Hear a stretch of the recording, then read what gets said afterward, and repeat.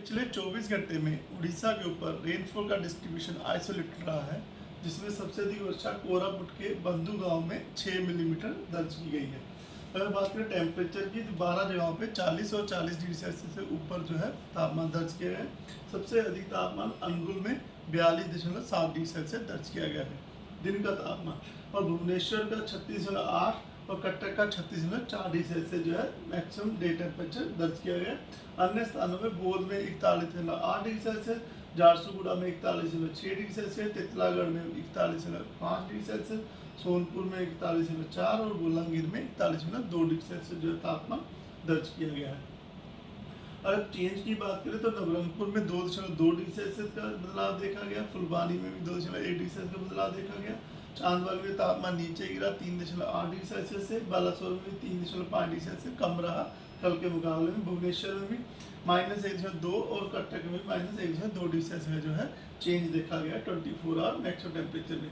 अब बात करें सामान्य से कितना ऊपर या नीचे है, तो अनुगुल में अभी 3.7 डिग्री सेल्सियस ऊपर चल रहा है तापमान, हीराकुद में भी 2.3 डिग्री सेल्सियस सामान्य से ऊपर है, बालासोर में -2.7 और बारीपदा में -2.3 डिग्री सेल्सियस, भुवनेश्वर में -0.7 डिग्री सेल्सियस और कटक में -0.6 डिग्री सेल्सियस का डिपार्चर दर्ज हुआ है। बात करें सिग्निफिकेंट वेदर सिस्टम की, तो फिलहाल जो उड़ीसा के ऊपर अभी तो फिलहाल कोई भी सिग्निफिकेंट वेदर सिस्टम नहीं है, लेकिन आस पड़ोस के सिस्टम और जो बे ऑफ बंगाल में एक जो सिस्टम बन रहा है उसकी वजह से आने वाले समय जो बारिश हो सकती है। तो सिस्टम की बात करते हैं, तो एक जो लो प्रेशर एरिया जो साउथ वेस्ट और adjoining south east bay of Bengal के ऊपर बना हुआ था,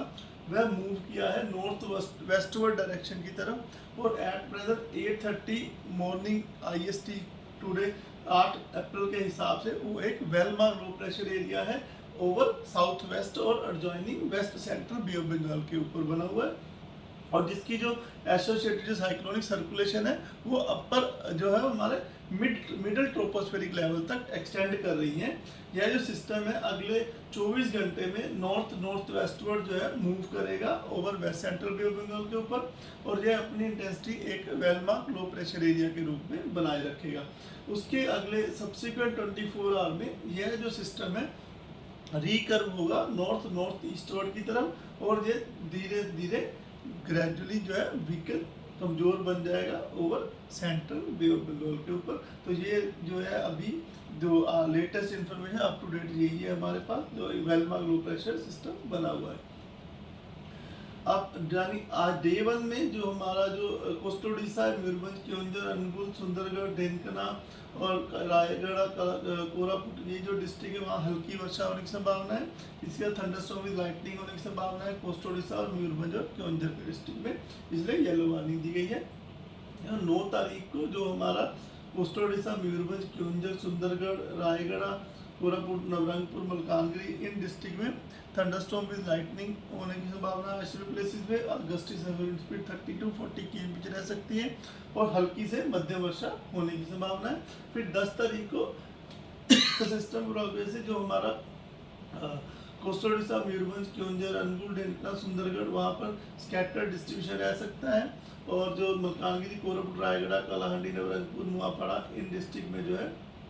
आपका आइसोलेटेड डिस्ट्रीब्यूशन रह सकता है। जहाँ पर स्कैटर डिस्ट्रीब्यूशन रह सकता है वहाँ गस्टी स्पीड 40 to 50 km हो सकती है, और जो आइसोलेटेड प्लेसेस जो है मलकानगिरी, नवरंगपुर, कालाहांडी, रायगढ़, नुआपाड़ा इन डिस्ट्रिक्ट में gusty surface wind speed 30 to 40 km रहने की संभावना है। बाकी थंडरस्टॉर्म विद लाइटनिंग की वजह से येलो वार्निंग दी गई है।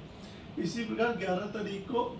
हमारा जो साउथ उड़ीसा और नॉर्थ कोस्ट उड़ीसा में स्कैटर डिस्ट्रीब्यूशन रह सकता है, लाइट टू मॉडरेट रेनफॉल की संभावना है। बाकी मयूरभंज, केओंझर, अनुगुल, ढेंकना में जो है आइसोलेटेड डिस्ट्रीब्यूशन रहने की संभावना है, और 11 तारीख को येलो वार्निंग दी गई है। जो हमारा साउथ उड़ीसा और नॉर्थ कोस्ट उड़ीसा में गस्टी